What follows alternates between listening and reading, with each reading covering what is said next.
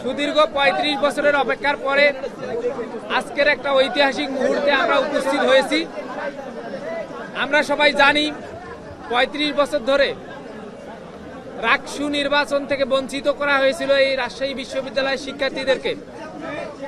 সেই সুদীর্ঘ অপেক্ষার অবসান ঘটিয়ে অবশেষে এবছর জুলাই বিপ্লবের পর আমরা শিক্ষার্থীরা রাকসুর জন্য আন্দোলন গড়ে তুলেছিলাম।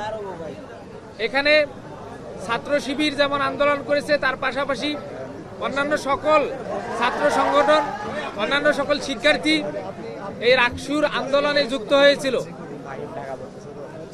নানা জল্পনা কল্পনার পর রাকসু বানচালকারী গোষ্ঠীর অপতৎপরতার বিরুদ্ধে গিয়ে চারবার নির্বাচন পেছানোর পরেও আমরা আজকের এই দিনে নির্বাচনটা সম্পন্ন করতে পেরেছি আলহামদুলিল্লাহ। এজন্য আমরা আল্লাহর কাছে শুকরিয়া আদায় করি।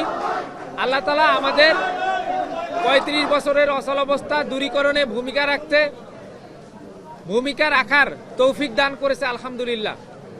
সম্মানিত সাংবাদিকবৃন্দ, আমরা এই সফলতার পিছনে রাজশাহী বিশ্ববিদ্যালয়ের সকল শিক্ষার্থী, শিক্ষক, কর্মকর্তা, কর্মচারী সহ সকল স্টেক হোল্ডারকে এবং রাজশাহী বিশ্ববিদ্যালয়ের সকল সাবেক শিক্ষার্থীকে যারা ৩৫ বছর ধরে রাকসু নির্বাচনের জন্য আন্দোলন করেও রাকসু নির্বাচন পায়নি, তাদের সবাইকে ধন্যবাদ জানাই, তাদের প্রতি কৃতজ্ঞতা জানাই।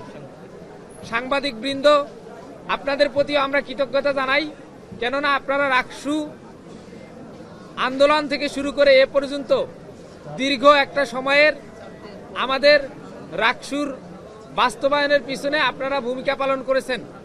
আপনাদের সবাইকে আমরা কৃতজ্ঞতা জানাই। আমরা রাকসুর প্রতিনিধি নির্বাচিত হয়েছি।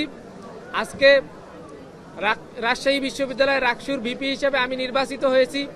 জিএস হিসেবে সালাউদ্দিন আম্মার নির্বাচিত হয়েছে এবং এজিএস হিসেবে নির্বাচিত হয়েছে সালমান সাব্বির ভাই, এবং সিনেট সদস্যবৃন্দ আছেন আকিল বিন তালেব, ফাহিম রেজা সহ সকল নির্বাচিত প্রতিনিধি।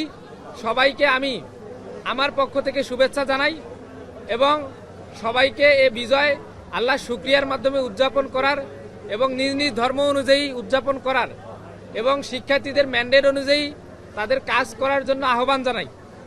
আমি যারা বিজিত হয়েছেন, এই রাজশাহী বিশ্ববিদ্যালয়ের যারা বিজয়ী হয়েছেন তাদের থেকে বিজিত যারা হয়েছেন অর্থাৎ পরাজিত যারা হয়েছেন তাদের সংখ্যা বেশি। আমি সেই ভাই বোনদেরকে আহ্বান জানাবো, আপনারা আপনাদের জায়গা থেকে আপনাদের ক্যাপাবিলিটি অনুযায়ী সর্বোচ্চ চেষ্টা করেছেন, কিন্তু নির্বাচনে জয় পরাজয় স্বাভাবিক। আপনারা আপনাদের জায়গা থেকে আমাদেরকে সর্বোচ্চ সহযোগিতা করবেন। আপনাদের পরামর্শ এবং সহযোগিতা অনুযায়ী আমরা নির্বাচিত প্রতিনিধিগণ একসাথে এই ক্যাম্পাসকে গড়ে তুলব ইনশাআল্লাহ।